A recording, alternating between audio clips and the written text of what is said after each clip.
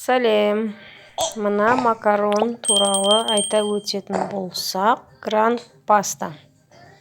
Осындай түрлері бар. А тобы жоғары сұрып, тибет-ирригати, тубет-ирригати.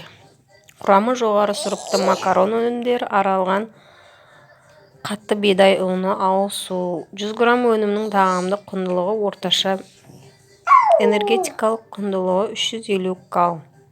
Таза салмағы 500 грамм. Ауаның салыстырмалы ылғалдылығы 70%-дан және температурасы 35 градустан аспайтын, астық зиянкестерінен қорғалған, таза әрі құрғақ бөлмеде сақтайды. Дайындау тәсілі: өнімді тұз қосылған қайнап тұрған суға салып араластырып, орташа отқа піскенше қайнатамыз. Содан кейін суын төгіп тастаймыз. 100 грамм өнімге кемінде 2 литр су керек. Пісу уақыты дайын болғанша 14 минут. Өндіруші: Ресей, Мәскеу қаласы, Спольный, Тұйық көшесі, 5-ші үй, 1-ші құрылыс, 1-ші кеңсе, 8-800-500-08-04. Макфа собачка макфа.ру. Өндірген: А. Макфа, Ресей.